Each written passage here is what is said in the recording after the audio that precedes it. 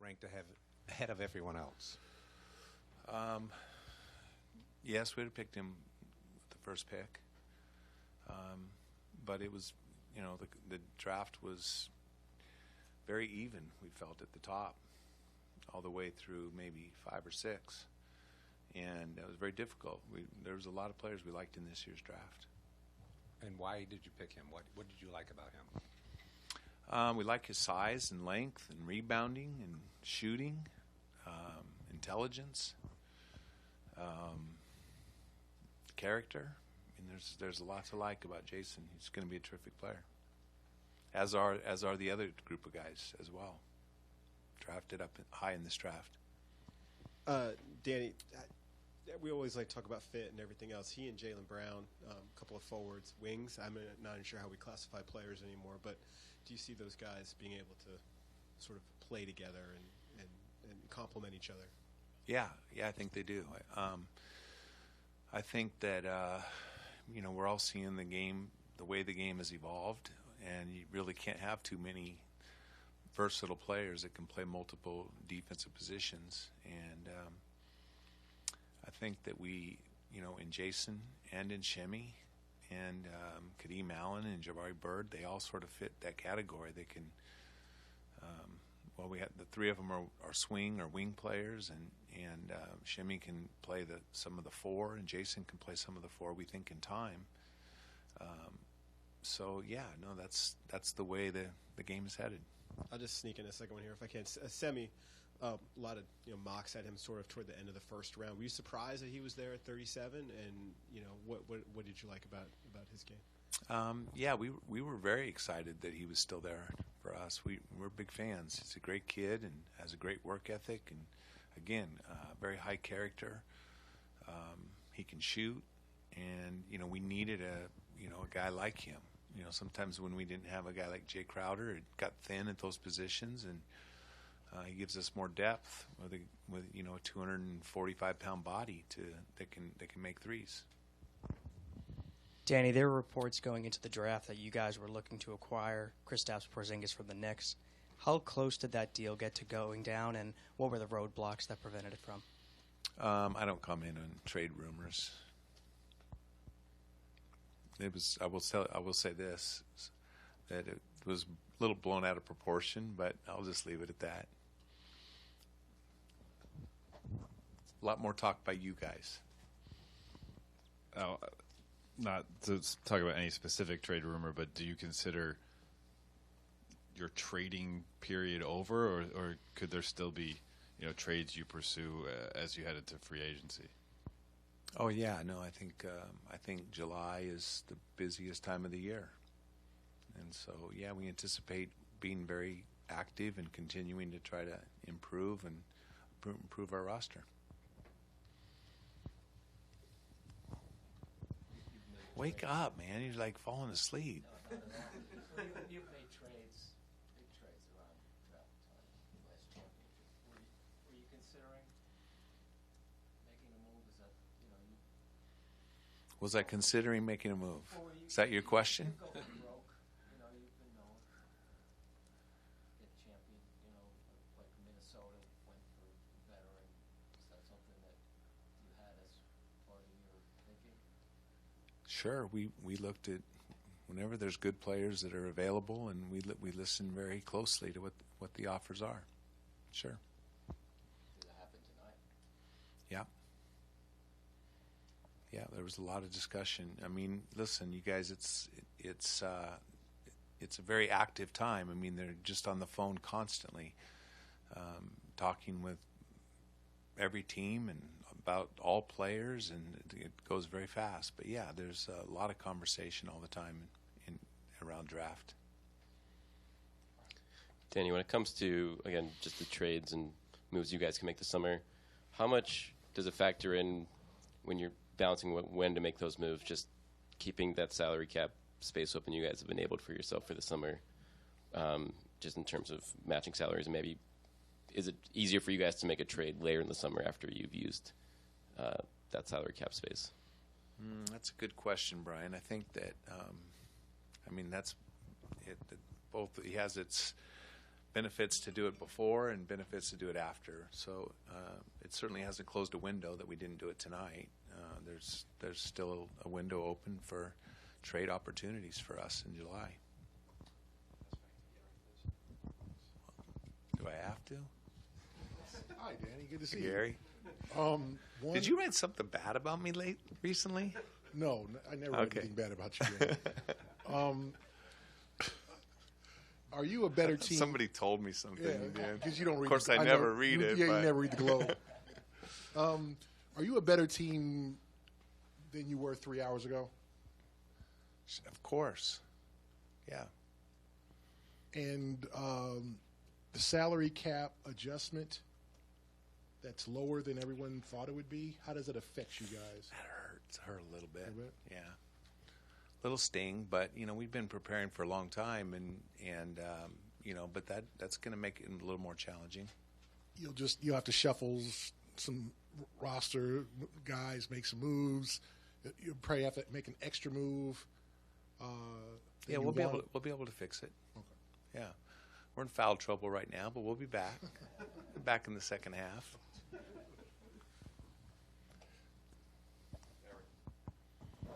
Amanda, you just sit there or what? Oh. Seriously, that's all the equipment you can afford? That's all I got right now. We better wrap this up. You're getting tough on these guys. I'm enjoying the show. In discussions you've had with other teams, do you feel like they're asking more out of you guys than they are out of other teams in potential negotiations because of the amount of assets you have? I think there's some truth in that. I think you're spot on there a little bit. I mean, I know that when I'm trying to do deals with teams and I'm looking at, I'm going to call that team because they have something I'm real excited about. Yeah, I think that people around the league know the things that we have, and I think they are asking for some of our prime real estate. Was that a hurdle in getting things done over the last few days? I don't know. I think over the last few trading periods, I think it's been a little bit of a hurdle. But, bottom line is we just have to do the deals that we really believe in, and I think our team is on board. The ones that we turn down and the ones that we pursue longer and think more about, and I think that we're all on the same page. So we'll just continue to find the right deals.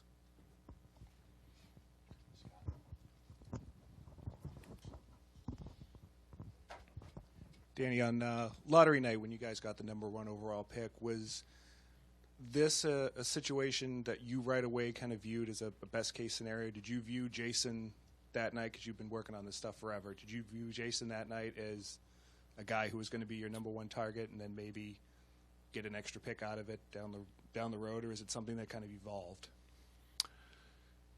The thought crossed my mind before the lottery, because I do follow these kids for the last couple of years, and but I didn't know.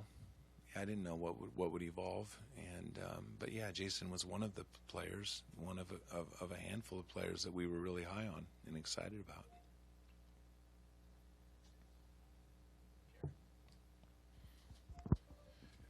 Did you decide on Jason yesterday, today? Was there deliberations? Did you go back and forth with him and Josh? And was there some type of late night workout with Josh last night? Mystery workout? Can you take us through the decision making over the last 24 hours? Never talked with Josh.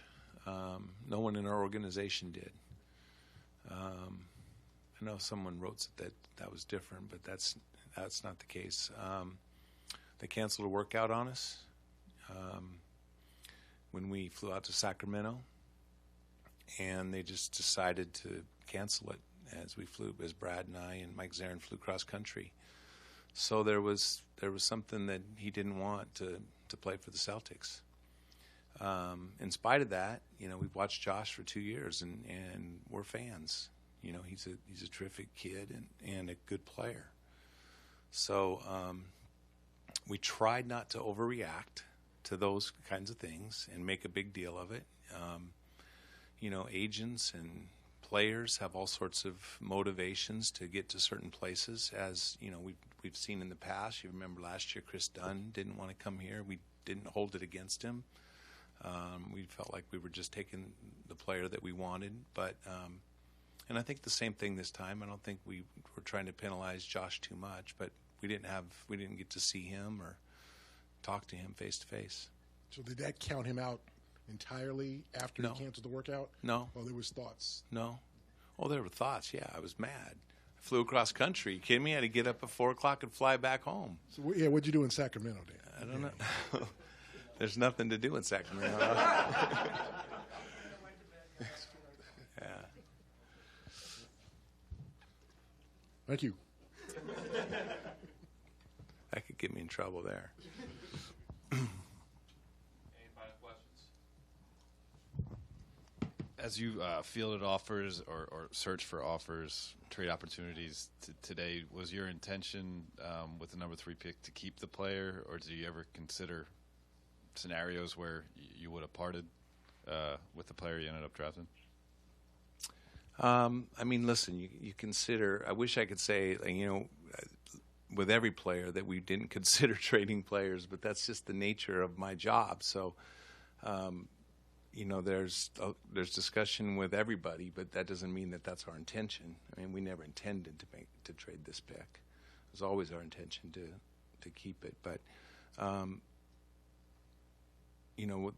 no matter who you are, you're going to be in trade discussions all around the league. You see some of the best players in the league are discussed, and some of the greatest players of all time have been traded. And that's the nature of this business. And I think that as a player, it's sort of good to wake up to that immediately, because it really is a business, and I think most of them know that. And you told Gary that the salary cap change stung or whatever, but was there any feeling of a sting or any trade that didn't occur tonight? Is there any? I don't think so. I mean, sure. There's deals that I would like to do, and we'll just keep. But I'm feeling great about where we are today. I'm feeling great about our night tonight, and we'll live to fight another day tomorrow, and get ready for July. You've already got a lot of young guys on this roster, and there's more coming. I mean, you expect Zizek to come. Yabusele, do you have any sort of clarity on whether or not he'll be here next year? I wouldn't say clarity. Those things we're still discussing all that. And so along those lines, is there enough room for all these guys, or are we talking like serious competition for spots with some of these young guys? Yeah, I mean, we have 17-man rosters now. And with the D-League affiliation, we have 4 affiliate players also, and we're paying more and more attention to the Development League and the Gatorade League, and trying to get players to improve. And we've seen throughout the last 5 to 10 years a lot of players that are drafted in the second round. I mean, we have our leading scorer on the one of the best scorers in Celtics history that was a 60th pick in the draft, and so every draft pick matters, and every guy that comes to Summer League and it matters. And but yeah, there's a lot more players in the pool of rosters on every team in the league, and yeah, we have a lot of young players that we have rights to. Yeah. Guys who didn't get their name called tonight, is there a good awareness among players of the G League or different professional leagues in different countries that might be the second or third best option for them? Or is that stuff that their agents are now educating them on? Don't feel bad, there's Greece. Yeah, I think that there's some very good agents out there that are well aware of all the options for the players, and the Gatorade League is a great option for players now as an alternative to going overseas and playing. Danny, do you anticipate the 2 guys at the end of the second round that you took, putting them into the two-way slots? We're not sure yet. We haven't started those negotiations. We've had preliminary talks with a handful of guys as the draft was going on, but we'll determine that over the next week or 2. Have you gotten a feel? So it's completely new to everybody. Have you gotten a feel for how players and agents do they appreciate the idea of being in a two-way contract? Do you think that players are more likely to test the market for a full contract or try to go with you guys or try to get a two-way contract? I think that most players would prefer an NBA contract as opposed to a two-way contract. But you know, again, there's only a certain amount of jobs in the NBA, and there's a lot of players. So two-way contracts are great now. I mean, it's much better circumstance. I think the Players Association did a fantastic job of spreading some of the wealth and the new TV money, and now guys can play in the D League and make real money. And so it's a great opportunity. And so I mean, obviously guys want an NBA contract and always will, but the two-way contracts are a good alternative to playing in foreign country. Anything else? Okay. Thank you. Thanks, guys. Thanks, everybody. Thanks for